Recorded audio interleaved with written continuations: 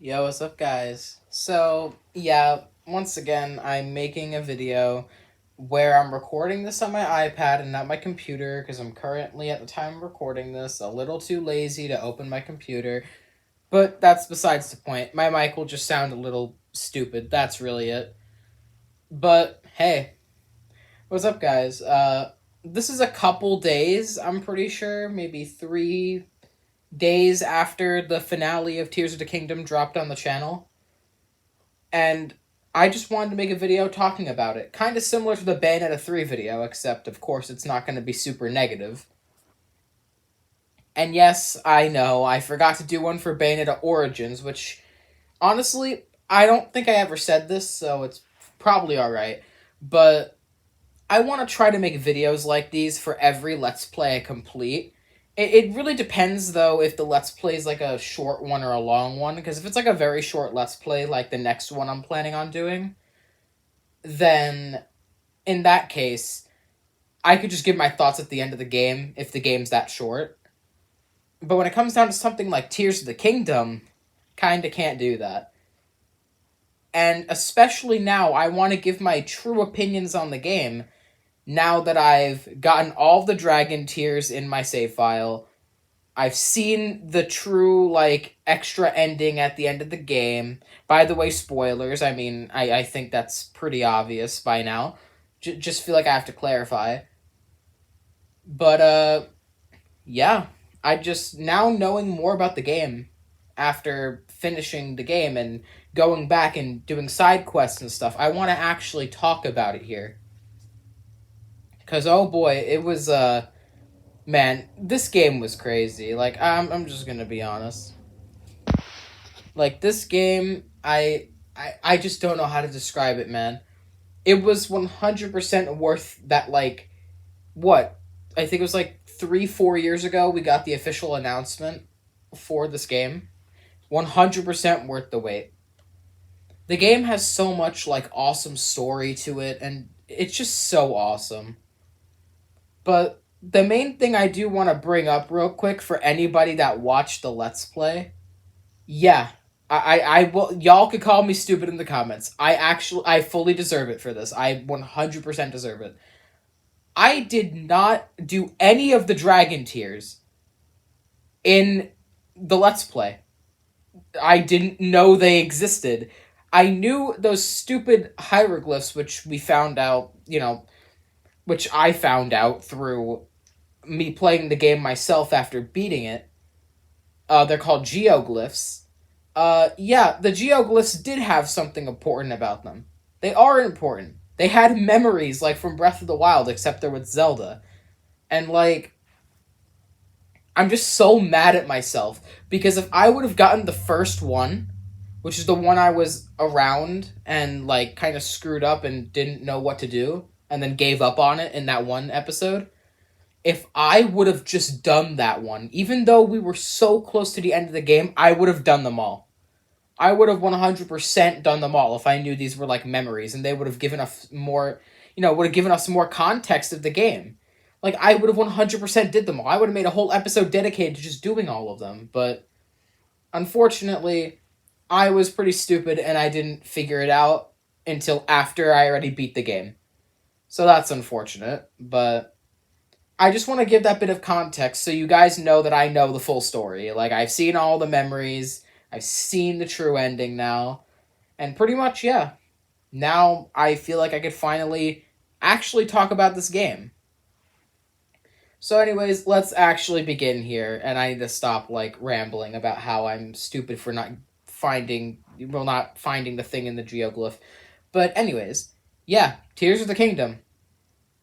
An absolutely insane game. Like, compared to Breath of the Wild, yes, of course, they reused the map, but they changed it a lot. Like, I'm surprised how much they changed it. Like, I was not expecting that much. I was expecting it to be like, oh, well, here's like a new town here or there. But no, there was actually a decent amount of changes to the map.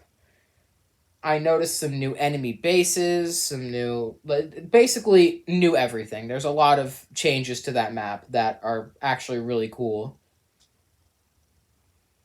And, the gameplay as well with Link's right arm, like being able to do all those things, honestly was pretty cool.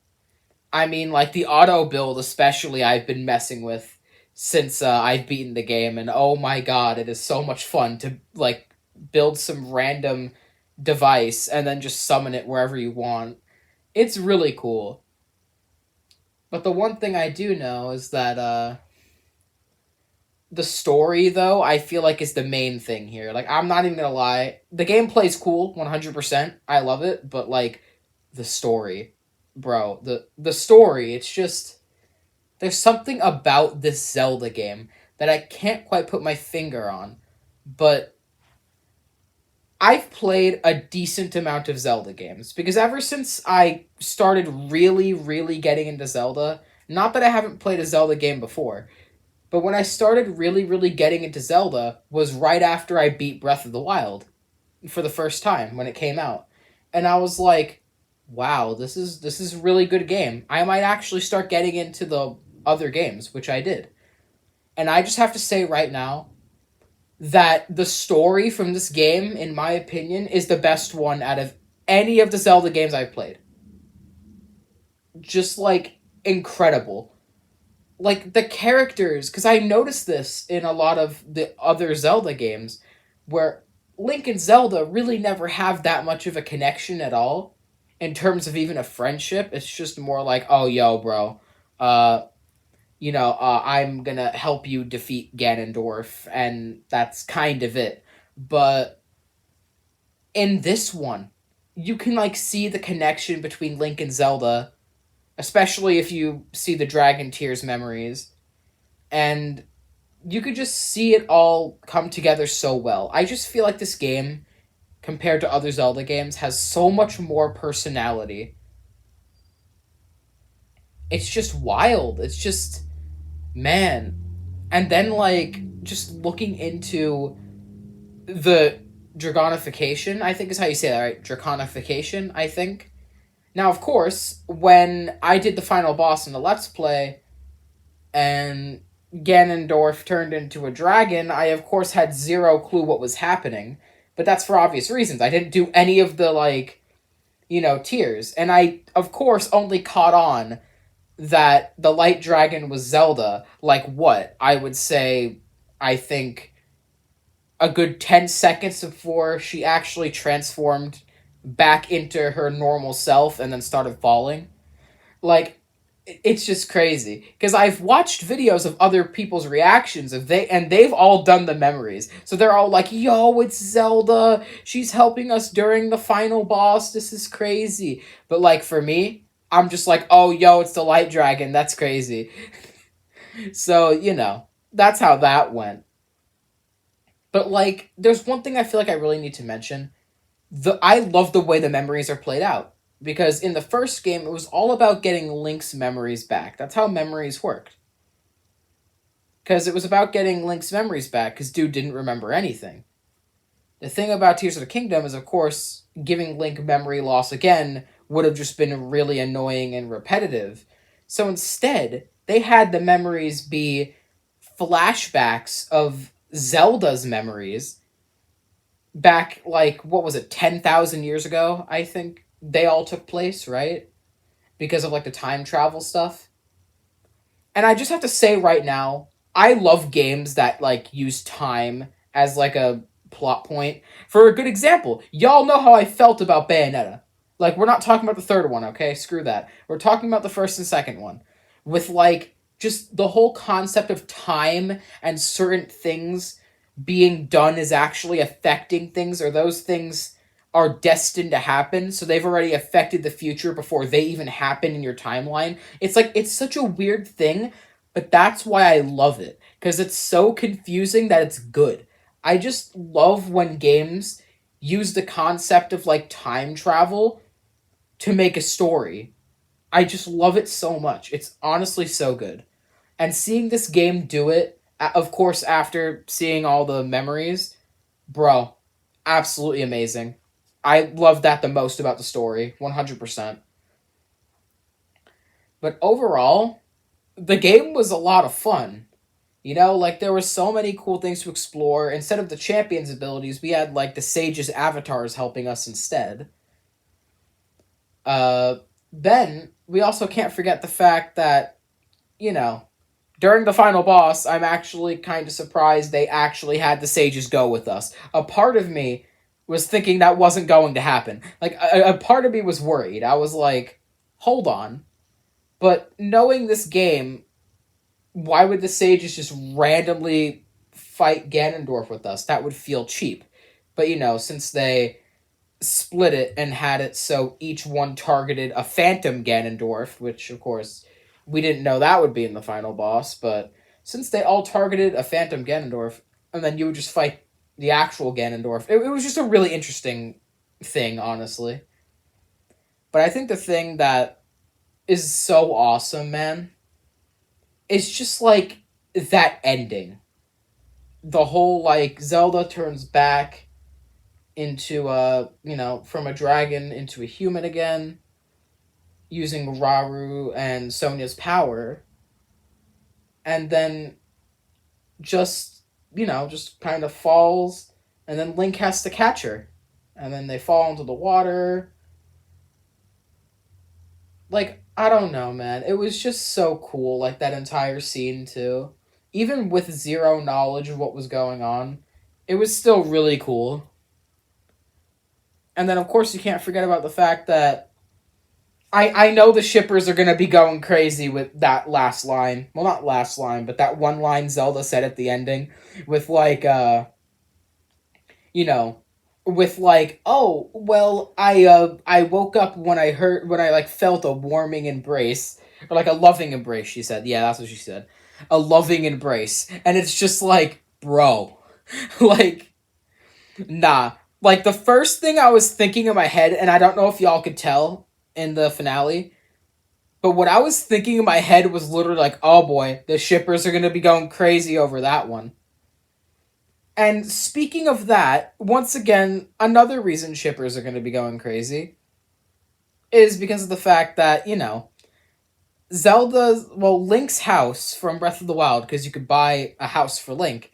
Now, Zelda and Link, as far as we know context wise, Zelda and Link live in that house together. So, hey, improvement. Oh, but it gets worse. Well, it's not like I have anything against the ship, honestly. I could see it, but, like, I'm not, like, going for it, trying to push it. But it gets crazier, is the better way to put it. Yeah, there's only one bed in the house. that that's very concerning, but, all of this entire section's point was just going over shippers, because those were going crazy with Breath of the Wild, and it's going crazier with Tears of the Kingdom.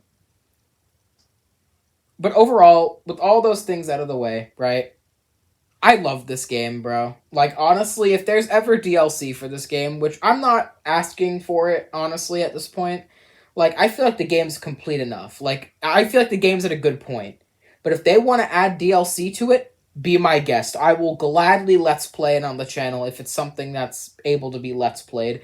I'm pretty sure I specified this in the final episode of Tears of the Kingdom, where, like, if it's something like Master Trials that's the DLC, then yeah, I'm not Let's Playing it. But if it's something like, Champion's Ballad, then sure, 100% I'm gonna Let's Play it. But yeah, that's gonna be it. I mean, I would say I'd give this game's rating literally 10 out of 10. Because, yes, while it was very hard and I was getting one-shotted, I feel like that was my own fault for not getting good armor. And I really should have went out of my way to find good armor or look up where to get good armor. I really should have went out of my way for it, but I didn't. So listen, I'm gonna just say that's purely on me. So with all of that aside, I would say 10 out of 10. Out of all the Zelda games I've played, my favorite one. And as a matter of fact, I don't know if you guys knew this, but my favorite game was actually Breath of the Wild a while ago. Can you guess what my favorite game is now? That's right, yeah, Tears of the Kingdom, no kidding. Anyways, yeah, it's just, the game just has such a great story, such an amazing, Like, once again, the time stuff being the main thing I love so much about it. And then, the final boss also being pretty fire and feeling like feeling more like a Zelda final boss than what Breath of the Wild gave us, which is, what I'm really happy about, because that Ganondorf fight was pretty cool. But yeah, overall, with all of the story stuff and everything that's going on with the game, I have to say I give the game 10 out of 10. It was honestly amazing. And yeah, before I ramble, because I do this a lot, yeah. Actually, no. I need to say something first, because I feel like I need to make this clear. Um, if I stream Tears of the Kingdom, it's not going to be for a hot minute, because there's something called, I have Regions test coming up in like 3 days, at the time of recording this, and I'll probably release this the same day anyways. But my point is that, you know, I don't have enough time to stream the game. And I also just kind of want to explore on my own for a while in the game, so don't expect to stream anytime soon. I'd say during the summer, though, 100%. During, like, summer break, I'm 100% going to be streaming it. That's going to happen. However, if I do stream something soon, I'm probably going to do Sonic Mania, because now I know I'm going off track. Listen, I gotta specify this right now. If you guys were here for my Tears of the Kingdom review, you guys can leave now. That portion's pretty much over at this point. I'm just discussing stuff for the future of the channel real quick. Just to make it clear. So if you guys were here just to hear my opinions about Tears of the Kingdom, then you guys can leave now. You got the 10 out of 10 rating from me. You guys can leave now. But I want to live stream Sonic Mania soon, because Sonic Superstars was announced, and as you guys know, I've never beaten Sonic Mania. I mean, for the last couple of variety streams, I've been trying to. So I'm probably going to make my next stream just dedicated to Sonic Mania, and it's just going to be beating the game right there and then, doing any extra stuff that needs to be done. Basically, just beating Sonic Mania. Probably getting all the Chaos Emeralds, just doing all that. I want to make my next stream centered around that, so at least I've beaten the game before going into another classic game that's coming out in, like, what? I think they said fall? Which is kind of crazy, but yeah. That's gonna actually be it for this video. I know I ramble. I mean, you guys seem to put up with it well, so congratulations, I guess. But yeah, that's gonna be it for this video. Tears of the Kingdom, absolute banger. Like 100% banger. If they make DLC for it, you bet I'm gonna be playing that right away. And yeah, I'll see you guys next time. Bye.